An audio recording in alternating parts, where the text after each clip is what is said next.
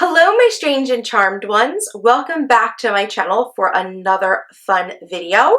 Today I've got a tip for you guys where I'm actually going to show you guys and talk to you guys about how to make and use reusable to-do lists for your Filofax or whatever other sort of planner you use where you can add and remove pages.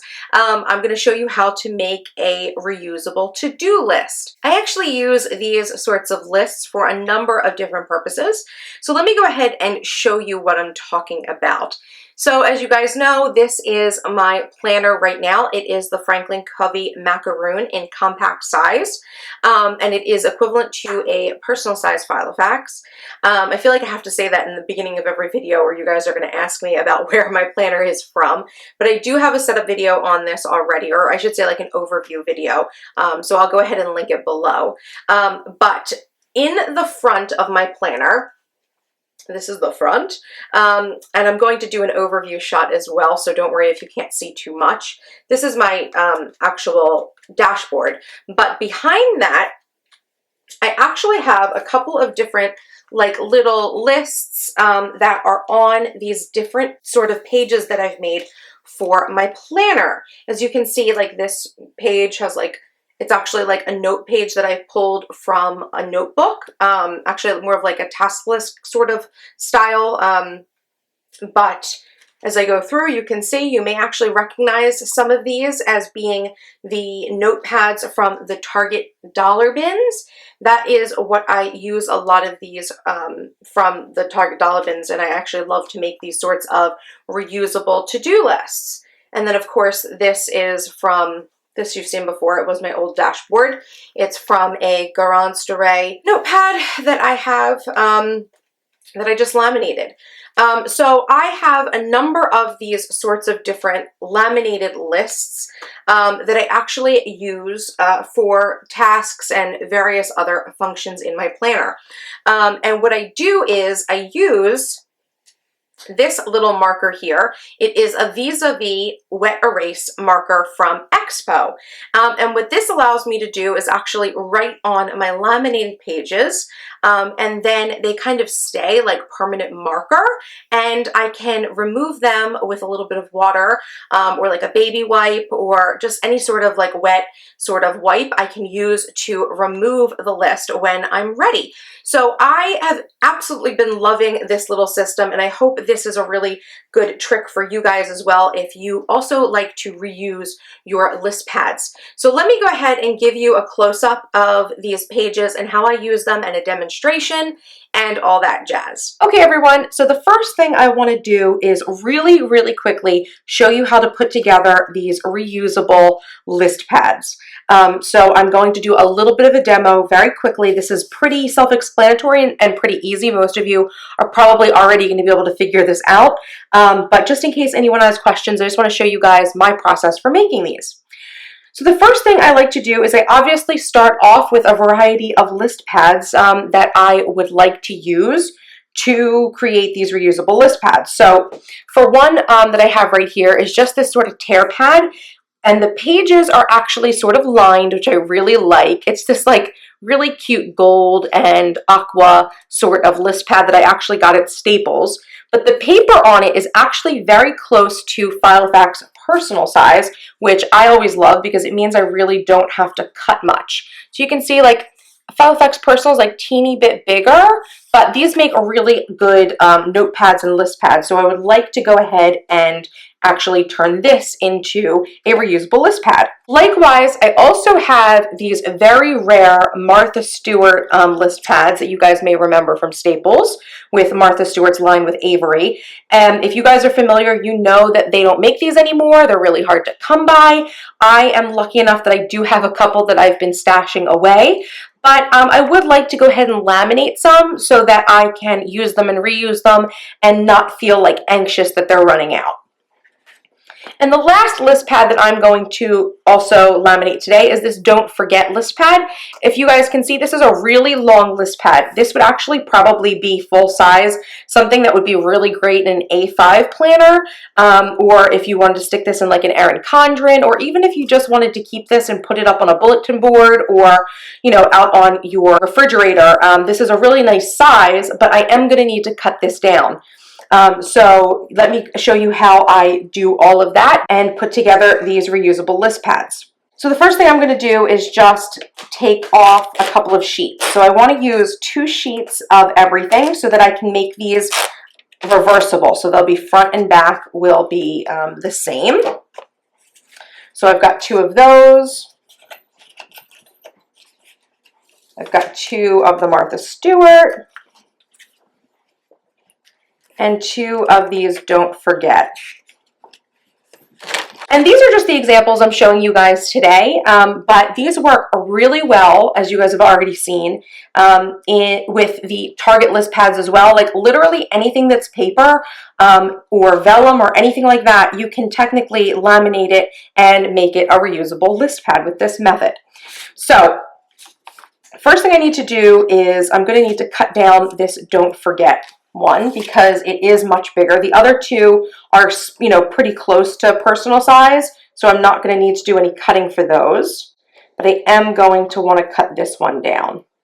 So I do have my Fiskars trimmer so that I can do that. Okay, so I've lined it up against this paper and I know how I need to cut it, so I'm just going to cut it right there. And I've cut both together. And I also need to cut just a little teeny bit from a side. I'm going to cut off of this other opposite side for where the holes will be punched because I always like to give a little bit more room where the holes go. Okay, and that's perfect. Now what I need to do is go ahead and glue these back to back. I do have my permanent adhesive roller here. So I'm just going to, you know, line them up, make sure they're all lined up well, and I'm going to hold them down on one section because I don't actually need to put adhesive all over these. I just need one little part of adhesive that holds them in place. So that is now ready for lamination. And let me do the Martha Stewart ones. Since these guys are already sticky, I can just line them up.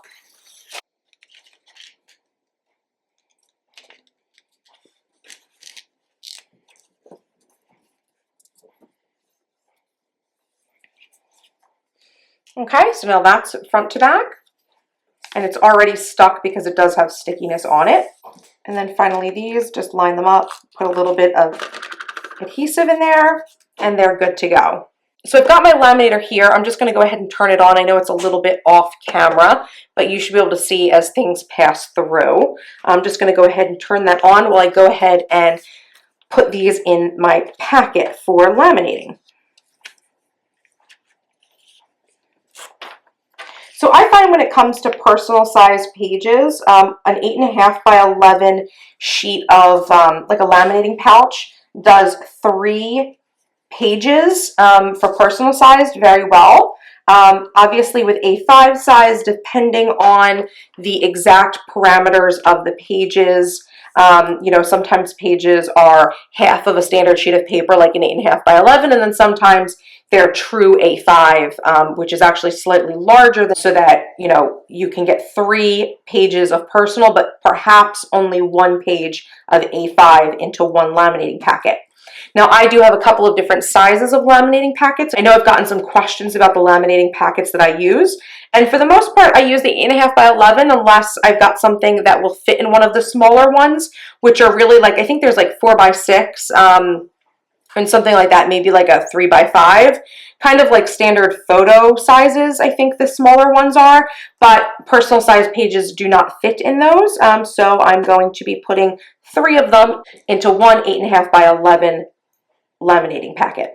And one last thing I forgot to mention about these laminating pockets that I'm using, They are actually 3 mil. I guess that stands for like millimeter. I know that pretty standard sizes are either 3 or 5. I have heard of larger sizes, maybe 7 or 10 mil. That may be more professional grade laminating packets, but the laminator I bought came with 3 mil packs, and they seem to be working very well for me. So those are the packs that I'm actually using. Okay, so now the laminator has gone and heated up, so I'm going to go ahead and pass this through the laminator.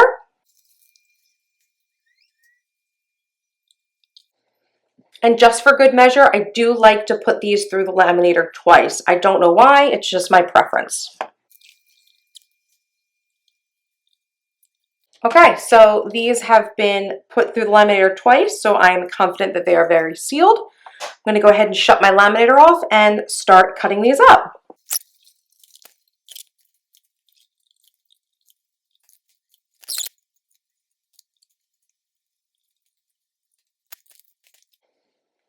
Okay, so now that everything's cut out, last but not least, I'm going to go ahead and put my punches in.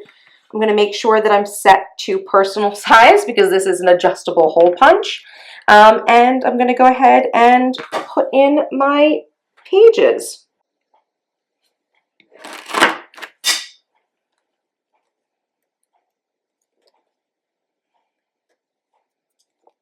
Okay, so there's 1.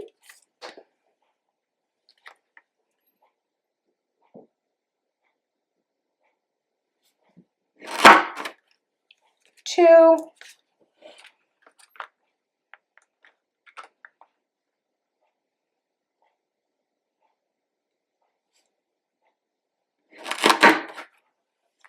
And 3. Now, one last thing that is optional that I do like to do to my pages is I also like to cut a little notch into the holes so that these are actually easy to remove in and out of my planner. So all I actually do with this normally, because it's laminated, is I just cut one little slit in the center of the hole. I know with my dividers, the folder dividers that I make, I like to cut like a little triangle. I don't think it's so necessary with these because they're laminated, and I find that it's nice and thin and it's easy enough to just push it in and out with just one little cut inside of the hole. So that is what I'm going to do with these. But obviously, like I said, this is optional. If you did not want these to be removable in and out, you know, while the rings are shut, then feel free to skip this.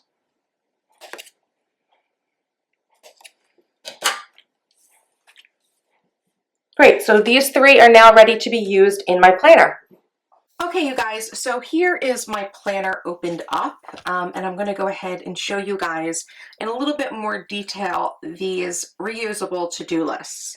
As you can see here, the first one I actually have is actually a project life card that I cut down and laminated. So as you can see, this project life card has been laminated, but what I ended up doing was leaving some of the lamination against the edges to actually act as the holes, so that I could actually have like the full card and not have to cut into it, because project life cards are a little bit of an awkward size, and this is the larger size, which I believe is like a 4x6 or something close to that. So this first one that I keep in my planner actually has like a quote in it, and it's actually used as my affirmation page. So I actually keep an affirmation on one of these for myself, whatever affirmation I'm kind of focusing on for the time being. So that's why this is the first one on my planner, and you can see that it is written on with that vis-a-vis dark black marker, and I'll give you guys an example of how I do that in a minute. But I thought I would just show you some of these laminated task lists so you guys could get an idea of how I use them. So like I said in the intro, I use a lot of cute notepads to act as these reusable to-do lists. This one is sort of like a pink or salmon colored and has this really cute glasses sort of icon on the top. And right now I just have a list for something I am working on one with a friend, but I actually got this paper from a notepad from Walmart. And I had originally seen this, this sort of list in a video from one of my friends, Lisa Marie Landreth of Paper and Glam. She has this same glasses notepad that she uses for her Erin Condren life planner, and I thought it was so cute when I saw it at Walmart. I had to pick it up, and I use this for just general to-do lists because I find that I think it's kind of the perfect sort of list for that. And as you can see as I flip this over, I actually do double side these before I laminate them. I literally just take 2 pieces of the paper, make sure it's cut down to the right size, and then put them back to back before I laminate them so that I don't have like one blank side on the back. When I made the Project Life card, I actually ended up using just some striped paper for the backing because I didn't need it to be double-sided, but for all the rest of them, for the most part, I like to double-side them. Now, you may recognize this note paper from the Target Dollar Spot. I recently picked that up. I normally use this one as a general tasks list because I'm not sure if you guys can see, it does have like these little pink circles that I always think kind of look like tick marks. So that just has my to-do list on it. And I also have some more from Target. This is the Jot It Down. You guys may remember that. And of course, my favorite to-do list from my Garance de Ray note paper. Absolutely love this one, and this one is single-sided. I might actually make one that's double-sided, and all of these right now are removable. All I do to make these removable is cut a little slit into the holes after I hole punch them, and then that way I can easily put them in and out of my planner as necessary. Okay, so demonstration time. Like I said, I like to use a vis-a-vis marker. I use these Expo Wet Erase vis-a-vis markers in order to make notes on this paper because it does act almost like permanent marker until you actually have something wet to wipe it off with. So I'm just gonna go ahead and just write nonsense. Okay, so as you can see, I went ahead and just wrote some things down on here. Now, the thing you need to know about the wet erase markers is if you do touch them too soon, they actually will smear. So as you can see, I just wrote that down and it's smeared. But the rest of these have been sitting here just for like a minute, and now they're actually completely dry. So in order to erase these, I'd have to use something like a wet wipe in order to clean them off. Okay, so here's just a little wet wipe I have. I'm just gonna go ahead and erase this. As you can see, it takes it right off. And voila, I've got a fresh sheet of paper that looks like it was never written on. I think this method is great because all you really have to do is laminate some pieces of paper, whatever pieces of paper you'd like. If you like to use list pads like these from the Target Dollar Spot, or if you want to laminate color paper or even plain paper, there's a ton of other things that I actually want to laminate for this as well. But you can really laminate anything and use these as lists in your planner. One other thing I wanted to show you guys in my planner was this little list that I actually keep, which is just a double-sided sticky note that's also from the Target Dollar Spot. I actually use this one as a meal planner for the week because it actually has 7 lines, which is perfect for planning out your meals if you're someone who likes to write out what your dinners are going to be for the whole week. So obviously this is a much smaller sort of sticky note, as you can see, but I put one sticky note in the front and I put another one in the back. And you're probably not going to be able to tell because this just looks like it's all been scribbled out. But what I use the back of this for is just my grocery list. So as I am running out of things in my house or as I plan for what I want to eat the next week, I just kind of keep a running grocery list. And as I pick things up, I check them off. And you can see that the pattern that I'm actually using on the back is a little bit different. It's actually more of an open, just plain sticky with just this black and white polka dot edge. And the other side is more of this sort of task list style sticky note. But this works in handy for my meals, and I absolutely love it because I can put in what I'm going to have for dinner, and I never have to worry about it. And it goes right in my planner, which is really awesome. Okay, so wasn't that easy? I hope you have enjoyed today's little Filofax planner related tip, and I hope that you guys can go ahead and laminate your own pages and sort of use these vis-a-vis markers and sort of make your own reusable tasks list. I think that they're incredibly easy to make, and obviously you've seen how I can pull them in and out of my planner because I have designed them that way. But yeah, they're a great way to sort of make my daily to-do list, and it's a way to also kind of save on paper and things like that, so I don't have to continue to blow through notepads. I can actually just, you know, keep a few pages that are almost like perfect forever, and continue to use those notepads. So thank you so much for watching. I hope you enjoyed today's video. If you did, make sure to give this video a like, and of course leave me a comment down below if you guys use a method like this in your planners, or if this is helpful to you, or any other sorts of tricks that you guys would like to see me review for you guys on my channel. And of course, if you're not yet subscribed, go ahead and hit that subscribe button for more awesome videos by me. And of course, make sure you're following me all over the web on all social media, Instagram, Twitter, everything out there on the internet at MissTrenchcoat. I can't wait to see your tweets and pictures, and I will see you guys in the next video. Bye-bye!